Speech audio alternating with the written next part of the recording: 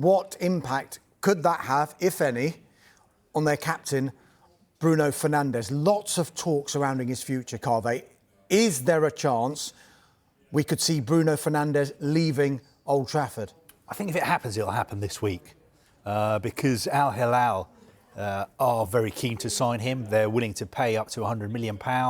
They're willing to make him one of the best paid players in the world. But they're playing in the Club World Cup, which starts in 2 weeks' time. They've got a big game against Real Madrid, I think on June the 18th. They want a new superstar signing. Is it going to be Bruno Fernandes? Is it going to be Victor Osimhen? Is it going to be, incredibly, Cristiano Ronaldo? They also need a new head coach. I think the new head coach could be Simone Inzaghi, who may leave Inter Milan after last night. He's going to have a meeting with Inter on Tuesday about his future. But getting back to Bruno Fernandes, if you're a Manchester United supporter, do you trust what your manager said in public? Because I think on Friday it'll probably be the last time we hear from Ruben Amorim for a while. He was very clear. He was asked some great questions about Bruno Fernandes' future, and he said, basically reading between the lines, I've spoken to Bruno, he's got this incredible offer, but he's told me he wants to stay. He's got a lot more to offer at this level, at his age. He knows the plans we've got for the club. He's going to stay. So if you trust your manager and what he's saying, Bruno Fernandes is staying. But what about this offer from Al Hilal? What does Bruno Fernandes himself want? Is he tempted? Why was his agent in Riyadh on Thursday having talks with senior Al Hilal executives? And what do Manchester United really think?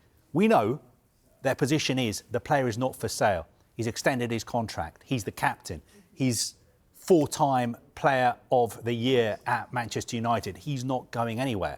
But both of you two, if we were sitting in a pub having a drink, a non-alcoholic beer, you would both say to me, yeah, but Carve, every player has his price.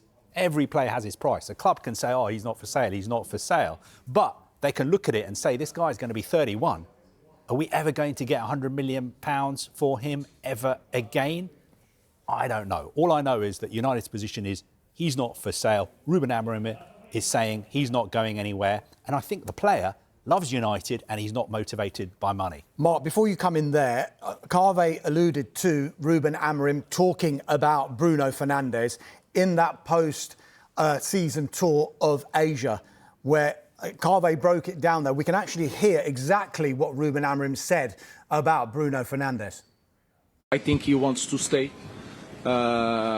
He's saying no to a lot of things, but it shows that he wants to win.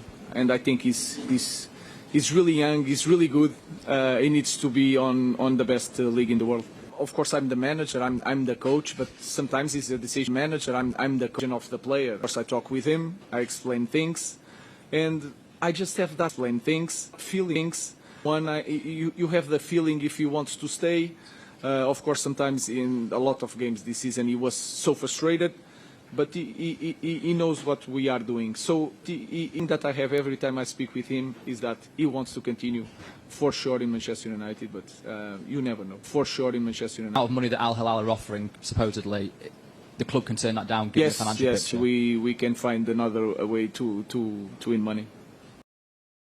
Yeah, interesting quotes there from the Manchester United head coach, Ruben Amorim. He says he wants Bruno Fernandes to stay. He believes Bruno Fernandes will stay, and you can see why he would want his captain to stay. Have a look at some of these stats that Bruno Fernandes is compared to the other players in the Premier League. Most chances created.